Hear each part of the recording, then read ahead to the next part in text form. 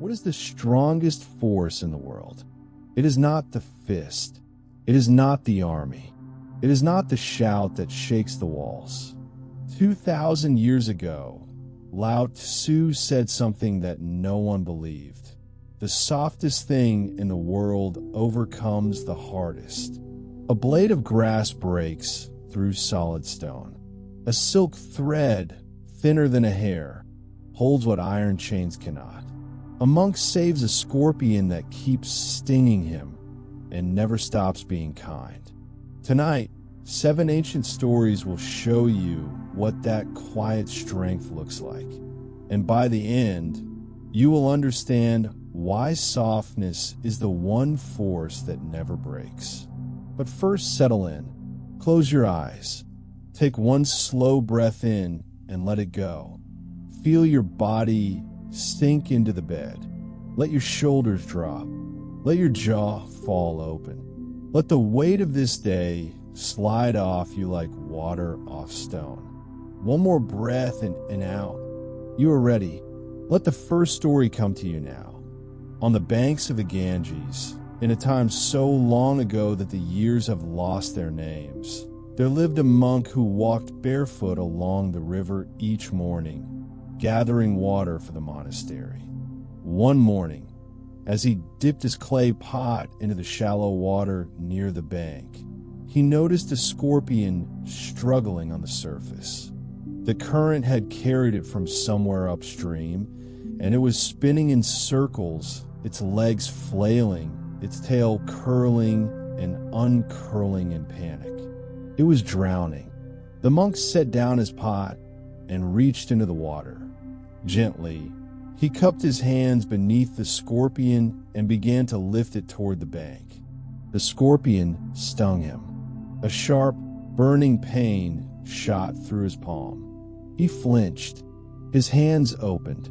The scorpion fell back into the water and began to drown again. The monk took a breath. He reached into the water a second time, cupping his hands even more carefully, trying to hold the creature without squeezing it. He lifted it slowly. The scorpion stung him again. The pain was worse this time. His hand was swelling, the skin around the first sting already turning red. He gasped. The scorpion tumbled back into the river. A fisherman had been watching from a nearby rock. He called out to the monk with a mixture of amusement and frustration. "What are you doing? That creature has stung you twice. It will sting you every time. Why do you keep trying to save it?" The monk looked at the fisherman. His hand was throbbing, his fingers trembling, but his eyes were calm. "It is the nature of the scorpion to sting," he said quietly. "It is my nature to help. Why should I abandon my nature because the scorpion follows its own?" He reached into the water a third time. This time, he used a wide leaf from a banana tree to scoop the scorpion from below, lifting it without touching it directly. He carried it to the dry bank and tilted the leaf gently until the scorpion slid off onto the warm mud. It sat there for a moment, its tail raised, its pincers open. Then it turned and crawled into the grass. The monk picked up his clay pot, dipped it in the river, and continued his walk. The fisherman sat on his rock for a long time after the monk had gone, staring at the water. He had come to the river that morning certain that he understood the world. He left it that evening not so sure. This is the quiet strength that most people do not understand. The world will sting you. People will disappoint you, betray you, misunderstand you. You will reach out with kindness and be met with indifference. You will offer help and be met with suspicion. You will love and be hurt. And the question life asks you again and again is not whether the scorpion will sting. It always will. The question is whether you will abandon your nature because of it, whether you will let the stings make you hard, or whether you will find a wiser way. A leaf, a gentler angle, a more patient approach, and keep being who you are. That is quiet strength, not the absence of pain, but the refusal to let pain change what you are made of.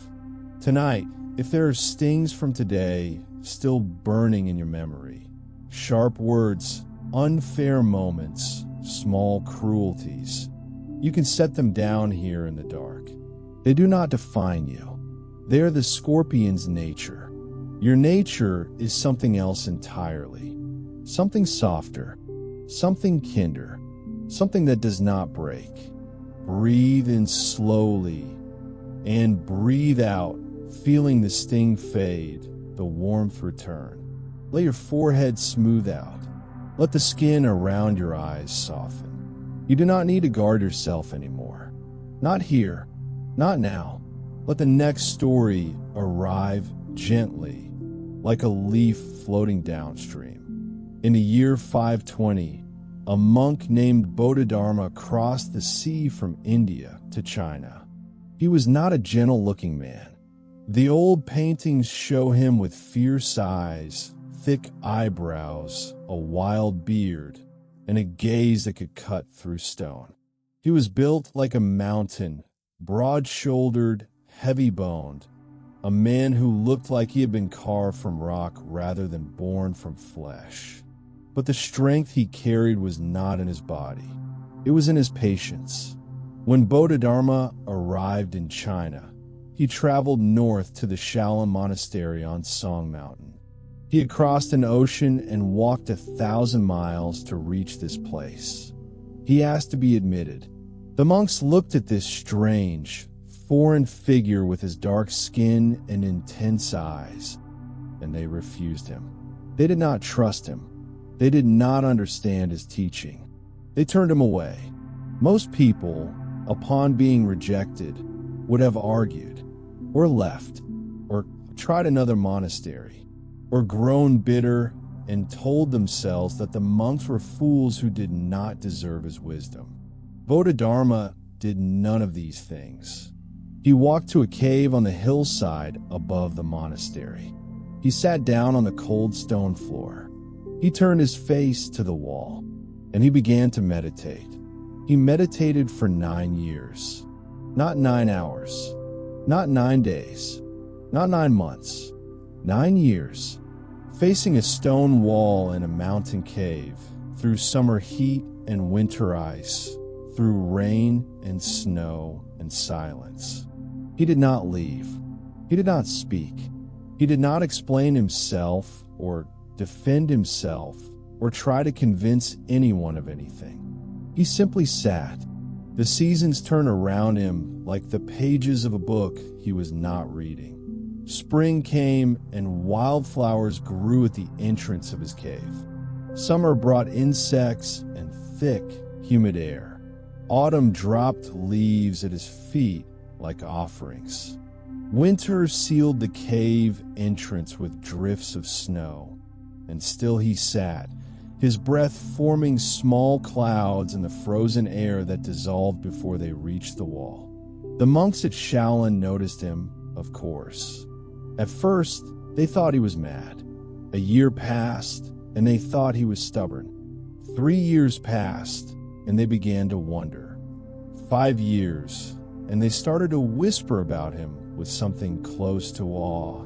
7 years. And some of the younger monks began climbing the hill to sit near his cave, hoping that whatever he had found in that wall might reach them too. After 9 years, the abbot of Shaolin himself climbed the hill. He stood at the entrance of the cave and looked at Bodhidharma. This man who had not moved, had not wavered, had not raised his voice or lifted a finger to demand anything.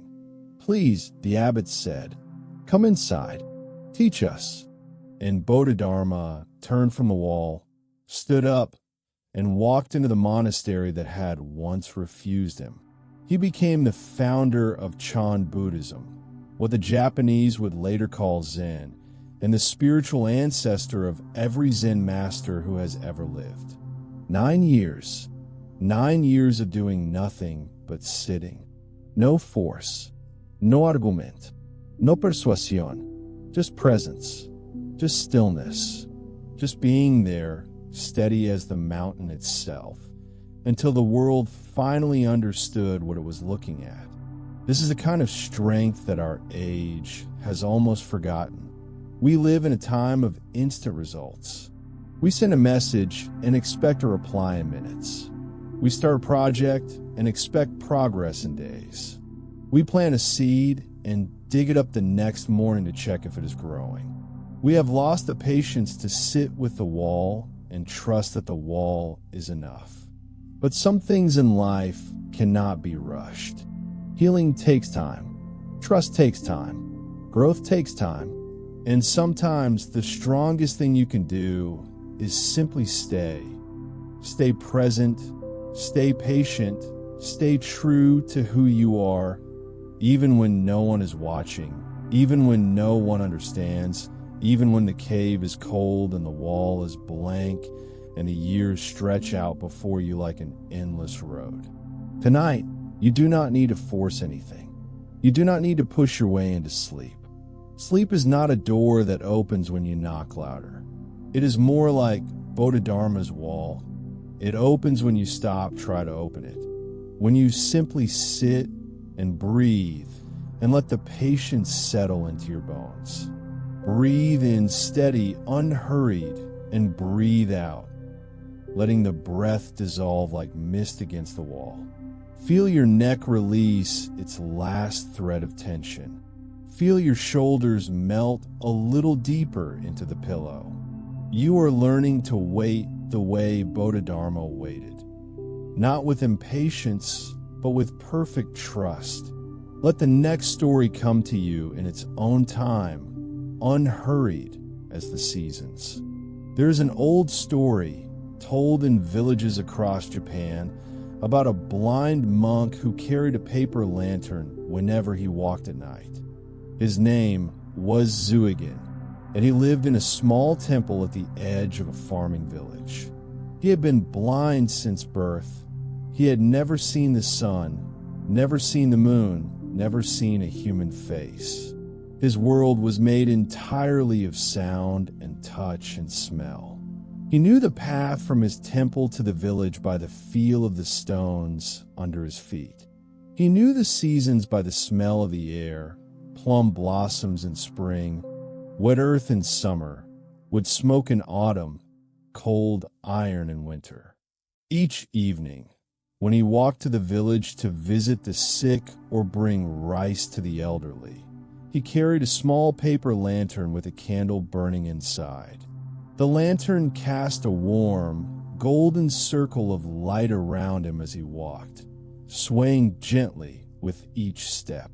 One night, a group of young men returning from a drinking house saw the blind monk walking toward them with his lantern. They found this very amusing. One of them stepped into Zuigen's path. "Old monk," the young man said, laughing, "why do you carry a lantern? You are blind. The light does nothing for you. You cannot see the road whether the lantern burns or not. You are wasting a perfectly good candle." His friends laughed. They thought it was a clever observation. Zuigen stopped. He held the lantern steady in his hand. He could hear the flame flickering inside the paper shell, a tiny sound, almost inaudible, like a moth's wing brushing against silk. "You are right," Zuigen said gently. "The lantern is not for me. I carry it so that others can see me, so that you, walking in the dark, do not bump into me and hurt yourself." The laughter stopped. The young men stood in the road, silent. They looked at the old blind monk holding his lantern, not for himself, but for them. Not because he needed the light, but because they did.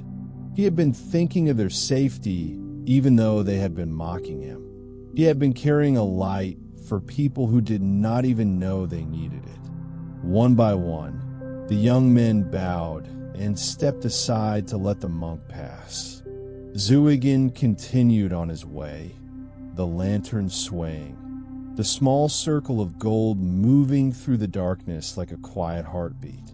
This is what quiet strength looks like when it turns outward. It is not just endurance for your own sake.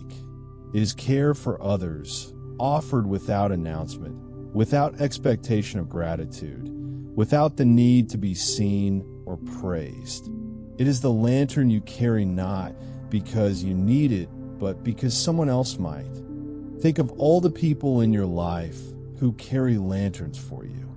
The person who leaves the porch light on so you can find your way home. The friend who checks on you not because you asked, but because they remembered.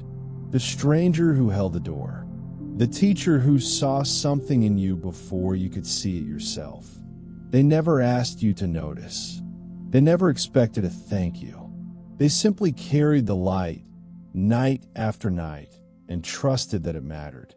And think of the lanterns you carry for others, the small, quiet acts of kindness that no one notices but that make the dark a little less dark for someone walking behind you.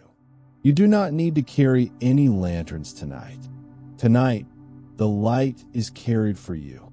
The moon is your lantern. The stories are your path. And you are walking slowly, gently, toward the warmth of sleep. Breathe in, feeling the warmth of the lantern's light inside your chest, and breathe out, letting it spread through your whole body like a glow. Let your arms grow heavy. Let your hands uncurl. Your fingers are soft and still, resting wherever they fell. Let the next story find you in the dark. In a small village in southern China, there lived an old farmer named Chun. He was not wealthy. He owned a single ox, a large, brown animal with tired eyes and a slow, deliberate gait. The ox had been with Chun for over 20 years, since it was a calf, and Chun was a young man with dark hair and strong arms. In those 20 years, no one in the village had ever seen Chun raise his voice at the ox. He never used a whip. He never jabbed the animal with a stick. He never cursed at it when it moved too slowly or stopped to drink from a stream when there was work to be done. Instead, Chun spoke to the ox the way you might speak to an old friend. Softly, patiently. Sometimes he hummed while they worked, a low, tuneless melody that seemed to calm them both. When the ox was tired, Chun would stop the plow and sit beside the animal in the shade, sharing his water and his lunch as if they were equals. The other farmers in the village thought Chun was foolish. Their oxen were driven hard, whipped in emotion, shouted into submission, worked from dawn until they could barely stand. The farmers boasted about how many rows they could plow in a day, how much rice they could harvest, how efficiently they ran their fields. But something strange happened over the years. The other farmers' oxen grew old quickly. They became stubborn and slow. Some collapsed in the fields and had to be replaced. The farmers spent money they did not have buying new animals, training them, breaking them in with more whips and more shouting. And each new ox was a little less willing, a little more afraid, a little harder to control. Chin's ox, meanwhile, grew old too, but it grew old gracefully. Its body was strong, its coat was smooth, its eyes were clear. It worked steadily, day after day, year after year, without resistance, without complaint. It never balked at the plow. It never kicked at its stall. When Chun whistled softly from the barn door each morning, the ox walked to him of its own accord and stood quietly while the harness was fastened. One spring, a traveling merchant passed through the village. He watched Chun working his field, the old man humming, the old ox pulling, both of them moving through the dark earth with a rhythm that looked less like labor and more like a slow dance. "Your ox obeys you better than any I have seen," the merchant said. "What is your secret? What technique do you use?" Chun looked at the merchant with mild surprise. "Technique?" he said. "There is no technique. I am simply kind to him. I speak to him gently. I give him rest when he is tired. I do not ask more than he can give. And in return, he gives me everything he has, not because I demand it, but because he wants to." The merchant frowned. "That is not a strategy," he said. "That is just kindness." "Yes," Chin said, "and it works better than any strategy one have ever seen. There is a quiet strength in kindness that force can never match. A whip can make a body move, but only gentleness can make a heart willing. A shout can command obedience, but only patience can earn loyalty. The world is full of people trying to force results, forcing their employees, their children, their bodies, their minds. And the results come for a time, but they come at a cost. The oxen break down. The fields go fallow. The whip stops working because there is nothing left to whip. Gentleness is slower. It is less dramatic. No one writes songs about the farmer who spoke softly to his ox. But the ox is still working 20 years later, steady and strong. And the whip masters are already looking for replacements. Be gentle with yourself tonight. You have worked hard today. Your body has pulled the plow of this day across a long field. Do not whip it into sleep. Do not force your mind to be quiet. To speak to yourself softly, the way Chun spoke to his ox. Gently, patiently, with the quiet confidence that rest will come in its own time. Not because you demanded it, but because you created the conditions for it. Breathe in gently and breathe out gently, like a farmer humming in a field at the end of the day. Feel your chest soften. Feel your belly grow warm and loose. Your hips are sinking deeper. Your legs are heavy and still. Let the next story settle over you like twilight. There's a crack in the sidewalk outside a building in a city whose name does not matter. The building is tall and modern, made of steel and glass, the kind of structure that was designed to last 100 years. The sidewalk is thick concrete, poured in slabs, reinforced with iron rods, strong enough to hold the weight of 1,000 footsteps every day. And through a crack in that concrete, a single blade of grass is growing. It is a small thing, barely 2 inches tall, pale green, thin as a thread. If you were walking quickly, you would step right over it without noticing. Most people do, but if you stopped and knelt down and looked closely, you would see something remarkable. The concrete around the grass is not cracked from above. It is cracked from below. The grass did not find a crack and grow through it. The grass made the crack. A single blade of grass, softer than silk, weaker than paper, with no muscles, no bones, no tools, pushed through 6 inches of reinforced concrete, not by forcing, not by hammering, not by any dramatic act of violence, but by growing, slowly, steadily, one cell at a time, day after day, week after week, applying a pressure so gentle that no instrument could measure it. And yet, over time, that immeasurable pressure did what no hammer could. It broke the stone. This is happening everywhere, if you know where to look. Tree roots lifting sidewalks, vines pulling apart brick walls, mushrooms pushing through asphalt after a single night of rain. The soft, patient life of the earth slowly, quietly, unstoppably reclaiming everything that the hard world of concrete and steel has tried to build over it. Lao Tzu wrote about this 2,000 years ago. He said that nothing in the world is softer than water. Yet nothing is better at overcoming what is hard and strong. The soft overcomes the hard. The gentle overcomes the rigid. Everyone knows this, he said, but no one practices it, because practicing it requires something that most people do not have: patience. The grass does not grow through the concrete in a day.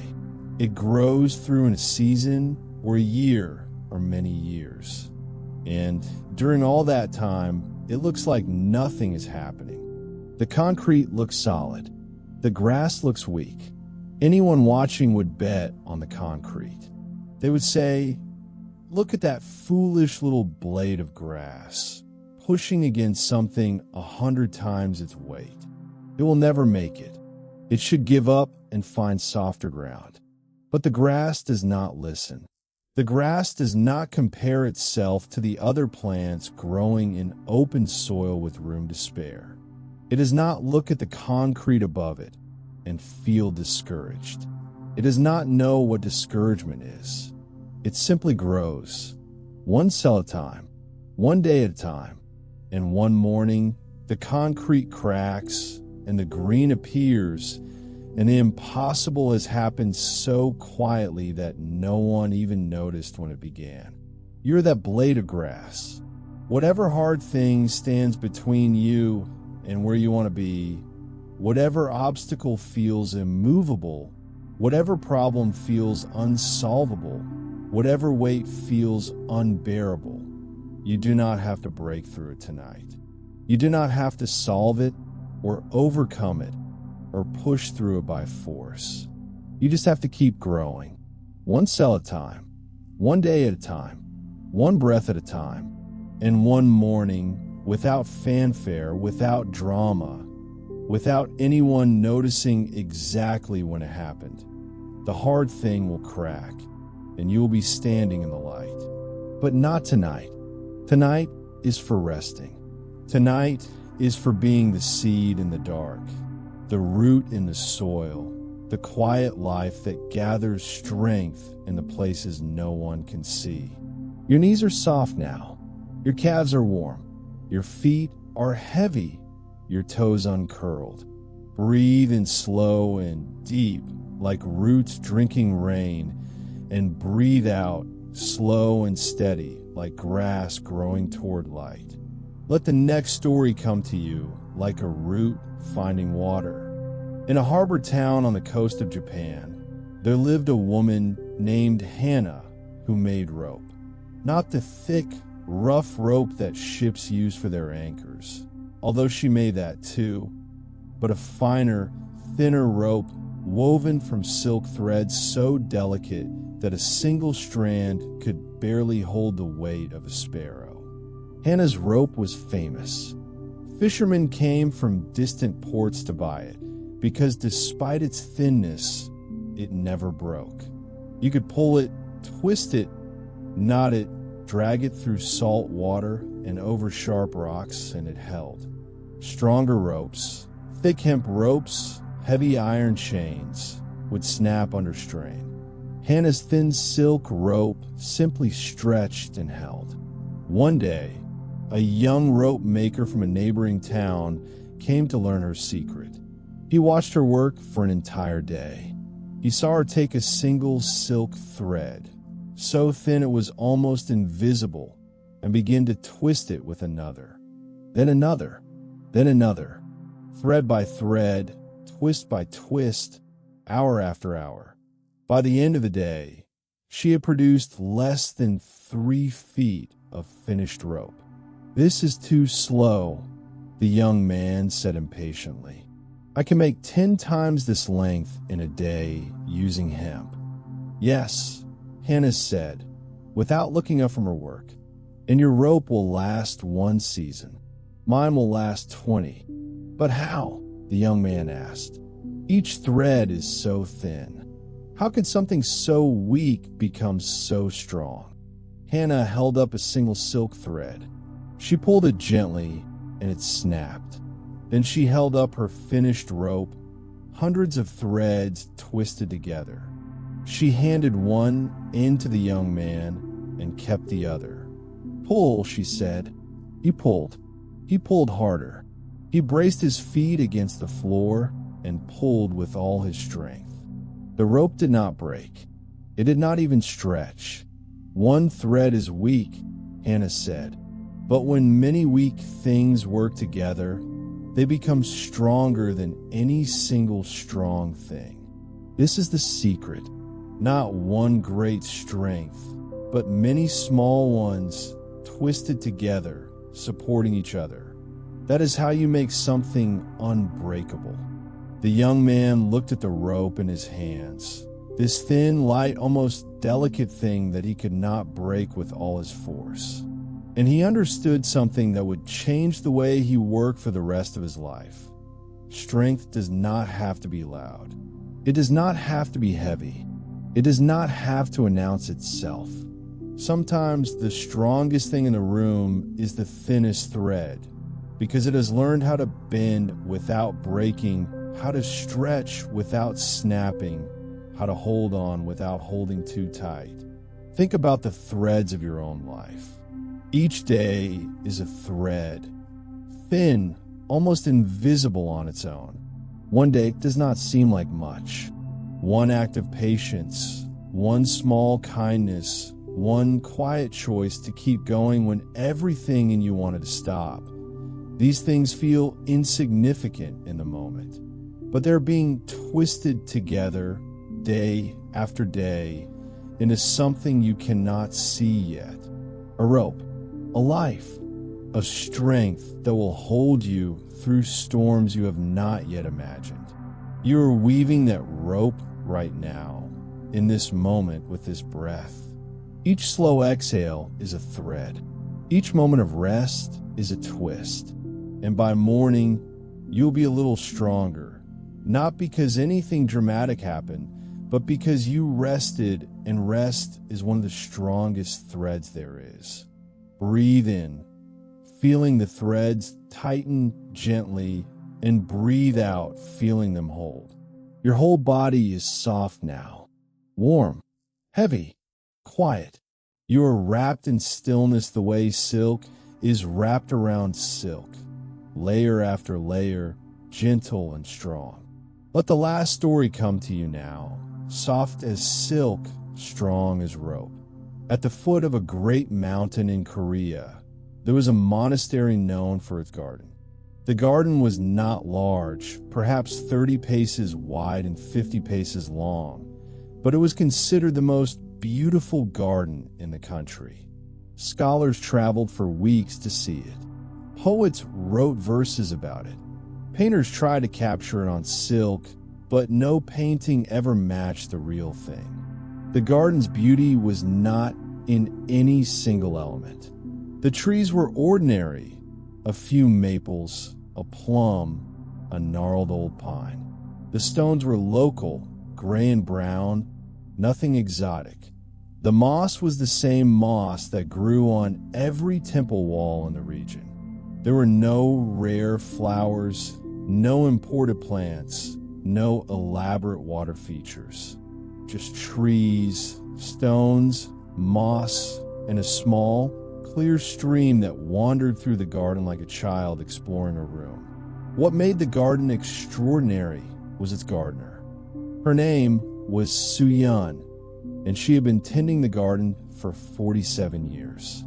She had started as a young woman, apprenticed to the previous gardener, who had tended it for 50 years before her.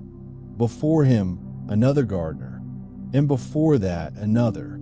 The garden had been tended in an unbroken chain for over 300 years. Soo-yeon did not do dramatic things to the garden. She did not redesign it or add new features or tear out old ones.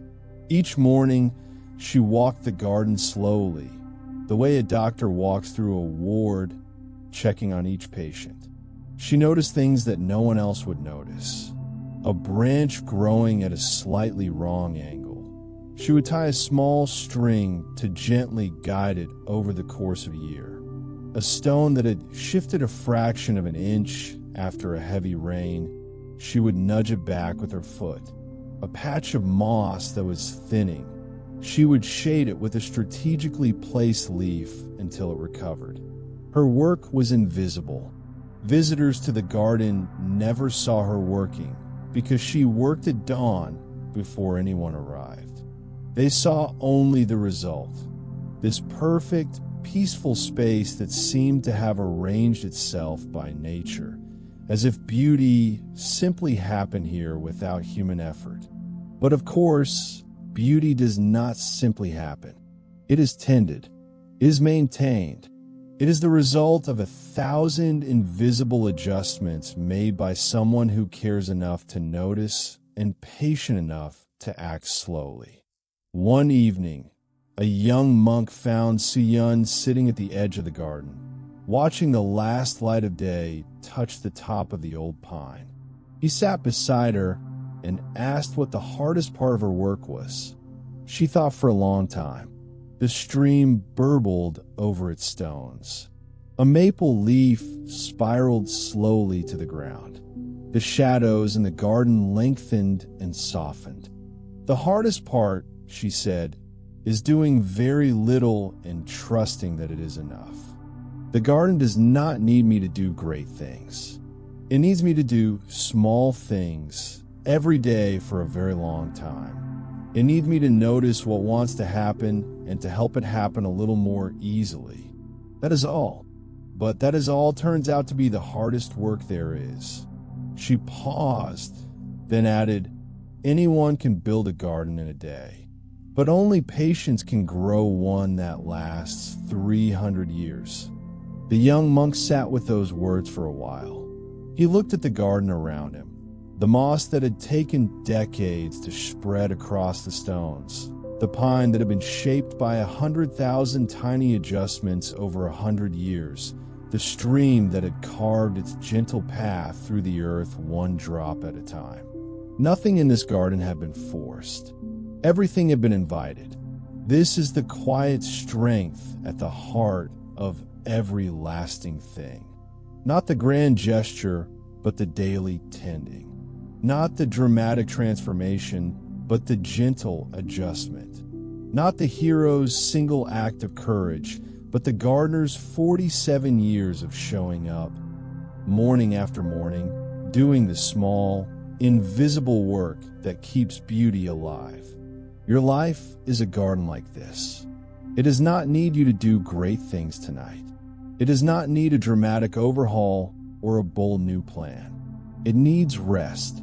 It needs the quiet maintenance that sleep provides, the subtle repairs to muscle and mind, the gentle sorting of memory and emotion, the invisible tending that happens in the dark while you're not watching. Let yourself be tended tonight. Let sleep be your gardener, patient, quiet, faithful.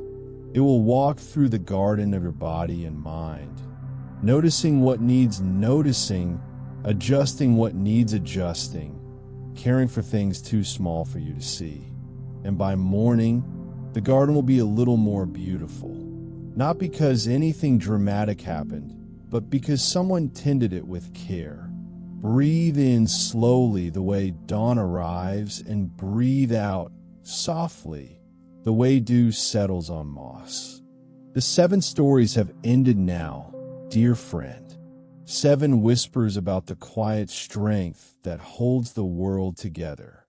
The monk at the river showed you that true strength is not abandoning your nature, no matter how many times the scorpion stings. Bodhidharma showed you that patience, real patience, the kind that lasts years, is stronger than any argument, any force, any display of power. The blind monk Zugin showed you that quiet strength sometimes means carrying a light not for yourself, but for others who do not even know they need it. The old farmer Chun showed you that gentleness earns what force can never keep, that speaking softly to the world gets more done than shouting. The blade of grass showed you that the softest thing can break the hardest thing, if only it is patient enough to keep growing. The rope maker Hannah showed you that many small strengths, woven together day after day, become unbreakable, that your life is being braided thread by thread into something far stronger than you know. And the gardener Suyun showed you that the greatest beauty comes from the smallest acts of care, repeated faithfully over a very long time. You carry all of these strengths inside you: the monk's gentleness, the patriarch's patience, the lantern carrier's quiet service, the farmer's kindness, the grass's persistence, the rope's resilience, the gardener's faithfulness. You do not need to use any of them tonight. Tonight, they rest when you rest. They gather strength when you gather strength. And tomorrow, when you wake, they will be there, quiet, steady, ready, waiting for you to carry them back into the world. Your breath is slowing now. Each inhale softer, each exhale longer.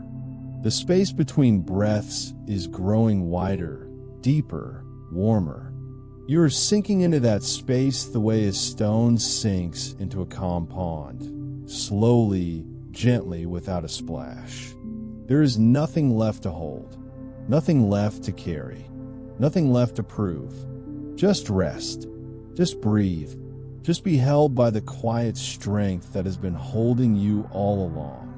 The strength of your own heart, beating steady in the dark, faithful as a gardener, patient as stone, soft as silk, unbreakable as rope. The moon is above you, quiet and full. The stories have settled into your bones like warmth from a fire. The night is long and gentle and safe. Sleep well, dear friend. Sleep deeply, and know that even in your sleep, you are growing quietly, patiently, unstoppably, like grass through stone toward the light. Good night.